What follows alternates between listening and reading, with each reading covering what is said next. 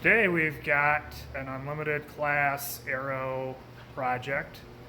It is a 2006 Subaru. We built some headlight covers for this car back in July or August, and we never got the car. It went to another shop, which they did a great job, but it took a little longer than we all hoped. So now that the car is done and running, it's got a sequential gearbox from X Shift in it, and built engine, Garrett 3584, I believe, turbocharger. So it's a little over 600 wheel at about a bar boost. So it'll make a lot more. So for now, we're going to do the Aero. This is kind of the introduction, and there it is. You can see I kind of got started, at least with mock-up and such. So this video series is going to cover what it takes to get an Unlimited Class sized Aero installed onto a normal street car. So we had this element built, like I said, end of the summer, and finally getting ready to fit it. You see, it's already, the car's a V-mount installed. So this is a 97-inch wide element, I believe. So you can see here I have the kind of a cutoff of the second element that's going to install out here, just to kind of give a visual of where it's going to sit. And then you can see up under here, I just have it all mocked up, but it's pretty close to the headers, so I'm probably going to build some shielding for the headers as well as for the wing. So this is about the right height I want. Similar to Beastie hatchback, it's going to have a dropped floor. So in this case, I'm just using this piece of aluminum to mark where the floor is at. So as you can see, the wing itself is about level with where the side skirts are at now.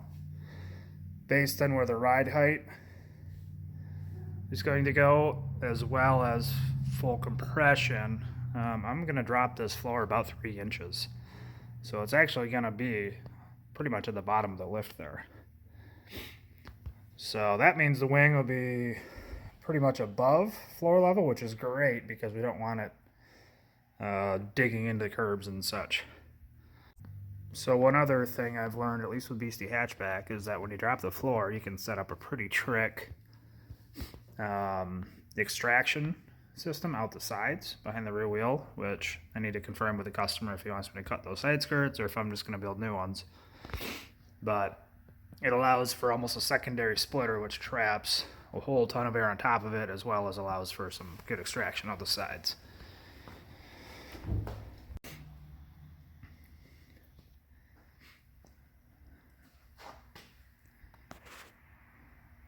So there's the big boy.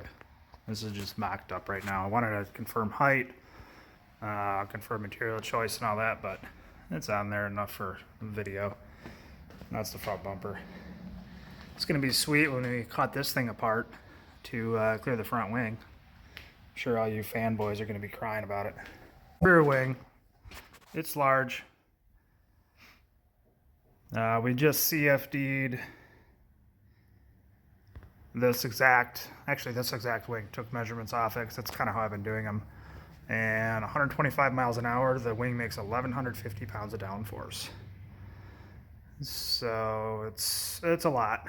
These cute little wing supports would not even dream of holding that. It would probably shatter the trunk. So part of the series is going to be covering how I chassis mount this thing, which it's going to go through the quarter panels. You can kind of see where the wing supports are. Through the quarter panels into the frame rail. That way it's direct support. And also there'll be a rear diffuser, which we had to remove the exhaust and all that to even fit up.